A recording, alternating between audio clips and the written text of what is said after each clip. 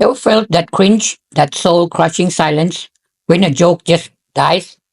That's the bomb, folks. And while every comedian experiences it, the real problem isn't bombing itself, it's repeating the same rookie mistakes that lead to it over and over again. Today, I'm pulling back the curtain on the 21 most common stand up comedy mistakes beginners make, and more importantly, how to sidestep them like a seasoned pro. We're talking about the pitfalls that can keep you stuck in open mic purgatory and how to leapfrog past them. By the end of this video, you'll walk away with actionable insights on effortless humor, how to be genuinely funny without forcing it, crafting a killer set, building your first tight 5-minute set with precision, not guesswork, audience connection, understanding what truly makes an audience laugh so you never freeze on stage again. This isn't just theory from a dusty textbook. This is real world, stage tested wisdom designed to get you laugh faster. And trust me, you'll want to stick around for mistake number 21. It's the silent killer of comedy careers, even for some pros, and it's rarely talked about. Avoid it and you'll be miles ahead. Number one, stealing jokes. Let's get this out of the way first. Stealing jokes, it might get you a cheap laugh tonight, but it's a career ender. In the comedy world, word travels faster than a bad set. Comics, remember, you'll be exposed and you'll be blacklisted. Your reputation is your currency, and plagiarism is counterfeit. Instead, dig into your own life, your failures, your weird habits, those awkward texts you send at 3 a.m. That's where the gold is. Your unique perspective is your superpower. Don't trade it for someone else's punchline. Number two, pretend to be someone else. Ever seen a new comic try to be the next Dave Chappelle or Ali Wong? It's like watching a cover band trying to outrock the original. Audiences aren't looking for diet Dave Chappelle. They want you. They can smell inauthenticity from the back row. If you are naturally awkward, lean into it. If you're wild, unleash it. The goal isn't to be a perfect comedian. It's to be the funniest, most authentic version of yourself. That's what makes you memorable, relatable, and ultimately truly funny. Number three, going it alone. Comedy is a team sport, sort of. You think you're Rocky, training in isolation to become a comedy champion? Think again. Stand up is a solo performance, but it's a collaborative journey. Trying to do this alone is like trying to learn to swim in the desert. Join local open mic groups. Find online comedy communities. Workshop your material with fellow aspiring comics. Comedy is brutally hard, and it's infinitely less painful and far more rewarding when you have a support system that understands the grind. They'll be your first audience, your toughest critics, and your biggest cheerleaders. Number four, standing still on stage. Picture this, a comedian frozen stiff, hands glued to their sides, looking like they're auditioning for a wax museum. It's uncomfortable for everyone. Your body language speaks volumes before you even open your mouth. Use the stage, move with purpose. A step forward can emphasize the punchline, drawing the audience in. A lean in can make a story feel intimate and personal. Energy is contagious, and a dynamic stage presence translates directly into more laughs. Don't just tell the jokes, perform them. Number five, rushing through jokes. One of the quickest ways to kill a perfectly good joke is to rush it. Fast talking obliterates your timing, and timing in comedy is everything. It's like trying to appreciate a fine wine by chugging it. Punchlines need space to land. Think of each pause as an exhale after delivering a line. That brief silence, that's where the laughter fits. It's not awkward, it's anticipation. Master the pause, and you'll master the rhythm of laughter. Number six, not practicing enough. Writing jokes is only half the battle. The other equally crucial half is performing them until they feel like second nature. You wouldn't expect a musician to nail a concerto without practice, so why would comedy be any different? Rehearse in the mirror, record yourself. Yes, it's painful, but it's invaluable. Refine your delivery, your inflections, your facial expressions until your jokes flow naturally, not like you're reading off a shopping list. The more you practice, the more confident you'll be. And confidence is a laugh magnet. Number seven, letting failure defeat you. Embrace the bomb, man.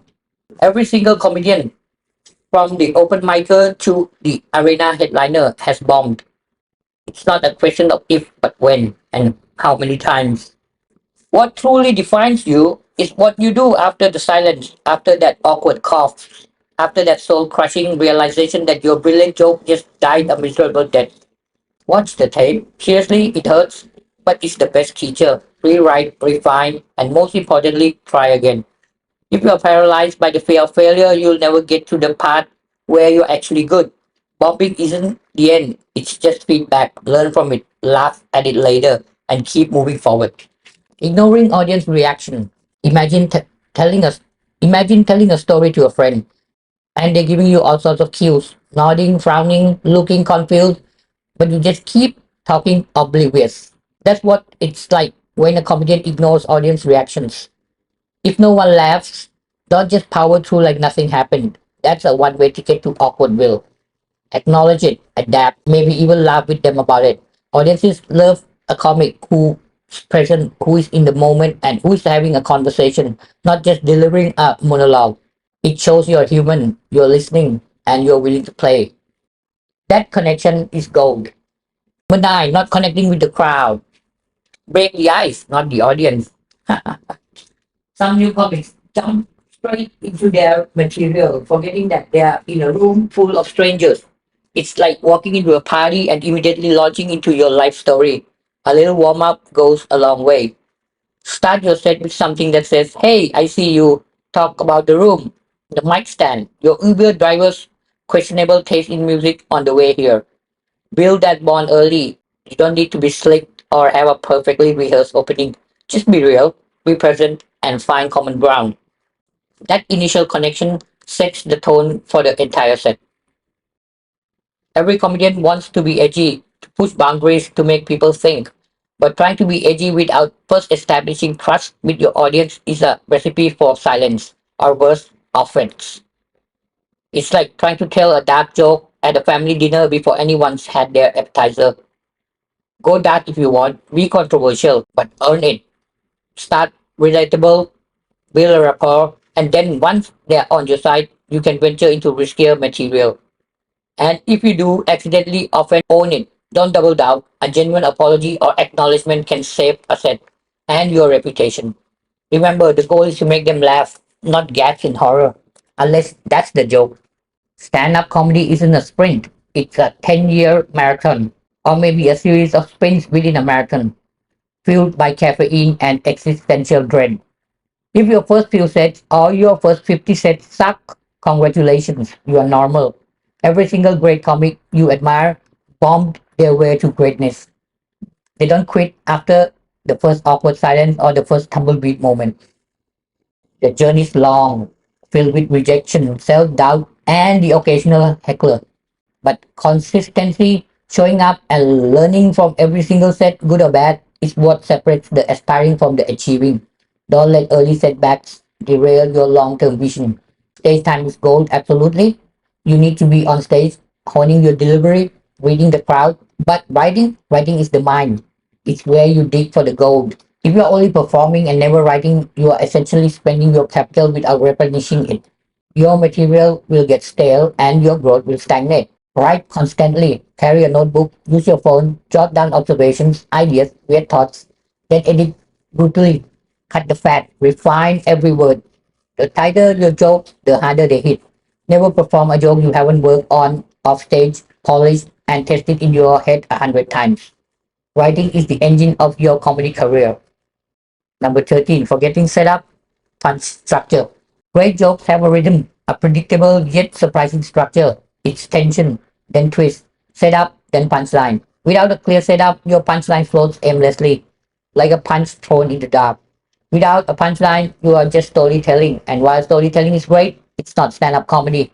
Nail the basics before you try to get fancy. Understand that the setup creates the expectation and the punchline subverts it. It's the fundamental blueprint of laughter.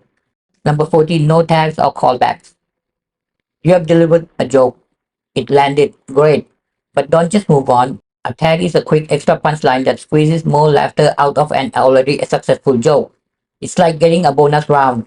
And a callback is a surprise repeat of an earlier joke or theme later in your set. Both are easy laugh multipliers. They reward the audience for paying attention, making them feel smart and engaged. They also make your set feel more cohesive, more crafted, rather than just a string of disconnected jokes. Use them strategically to elevate your performance and create a memorable experience. No personal stories. Some new comics try to write jokes about universal topics, avoiding anything too personal. Big mistake. Your life, your experiences, your unique perspective, that's your most valuable material. Don't just tell jokes, tell the truth. Even the mundane can be hilarious through your lenses. Audiences crave authenticity. They love vulnerability, self-roasting, and those weird embarrassing confessions that makes them think, oh my god, me too. That's what makes you relatable, real, and unforgettable. Share your weirdness is probably someone else's weirdness too. There's a fine line between clever and convoluted. In a comedy, convoluted usually means crickets. If your punchline needs explaining or if the audience has to solve a riddle to get it, you've lost them. Clever isn't always funny. Simple is often funnier. Say it clearer, say it shorter, say it clever, intricate twist for the rewrite room, not the stage. The goal is immediate understanding and immediate laughter. Don't make your audience work too hard. They are there to be entertained, not to take a pop quiz. Copying meme humor on stage. The internet is a goldmine of quick, punchy humor, but TikTok timing doesn't work on stage. Meme humor is fast, visual, and often relies on context that's lost in a live setting. Stand up is rhythm, build up, and personal connection. Trying to translate internet jokes directly to the stage is like trying to drive a speedboat on a golf course.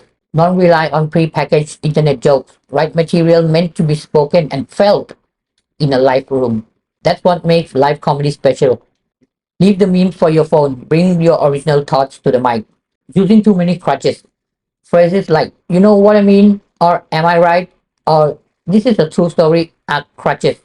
They kill momentum, signal insecurity, and tell the audience you don't trust your material to stand on its own.